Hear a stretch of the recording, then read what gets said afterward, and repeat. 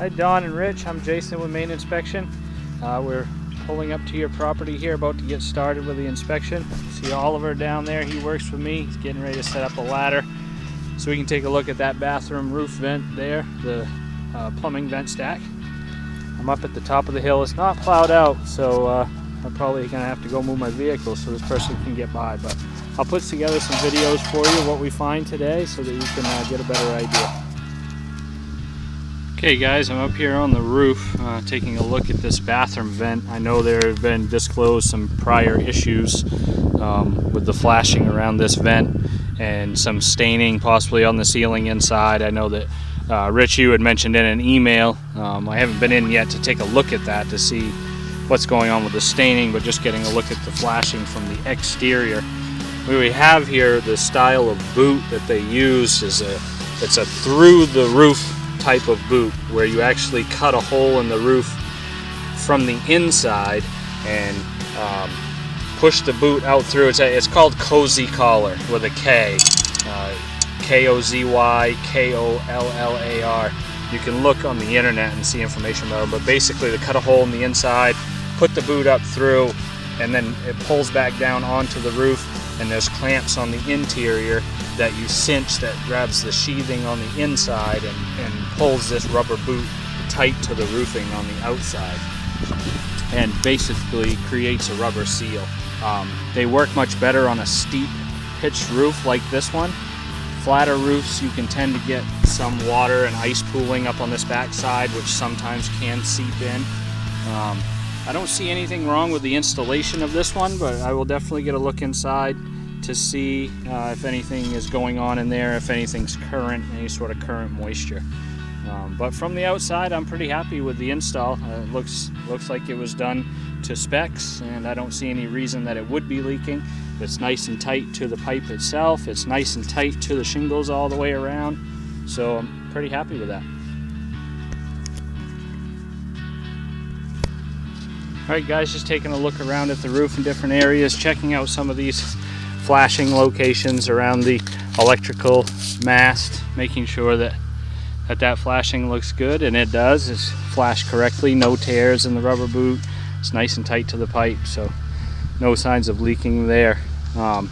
Looking, there is a gutter installed on this side of the home, the deck side, and you can see the grate that is also installed in the deck to allow ice and snow and water to fall down through, so it's not splashing back onto the wall or getting trapped up against the wall. That's good. There was a significant amount of snow on the deck. We had a very big blizzard this week, dumped a lot of snow, so but the roof looks great. The roof has shed a lot of the snow. The deck has just caught a lot of it. The gutter looks nice and clear, appears to be running, so that's good. That'll certainly help protect the deck structure.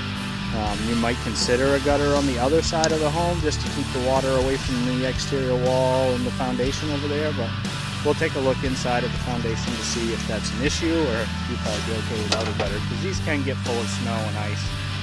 This one's staying pretty clear, but of course there's not a lot of heat running in the home right now.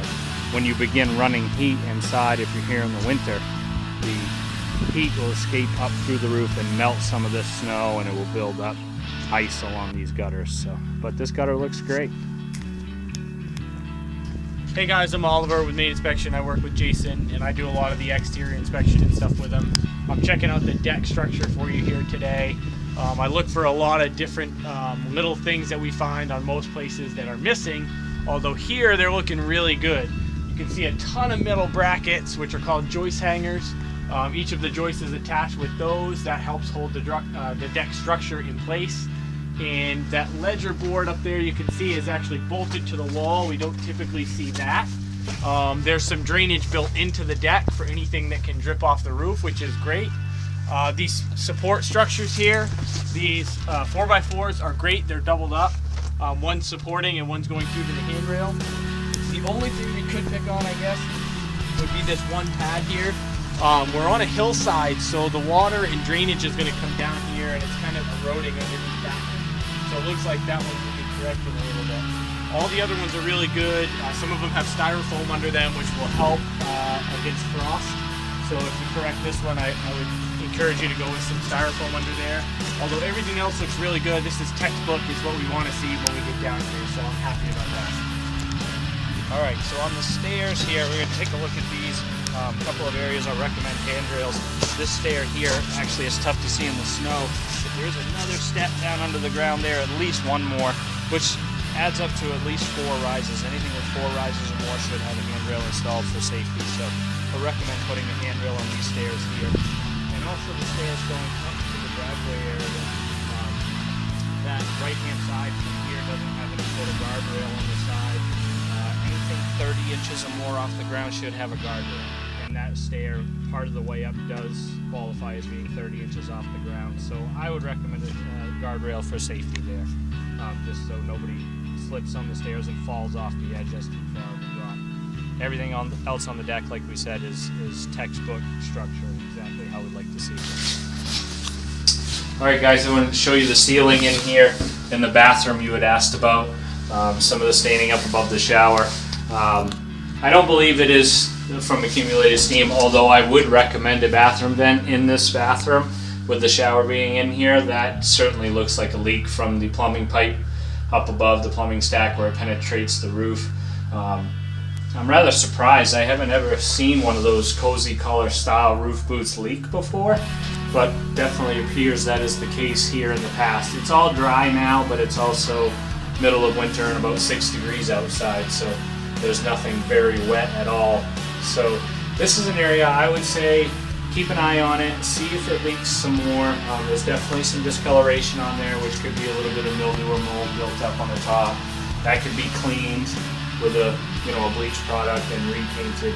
But I would keep an eye on that area for any sort of future leaks. If you do see it leaking, then it may be a good idea to have somebody swap out that roof flashing with a new roof flashing that actually goes under the shingles instead of on top.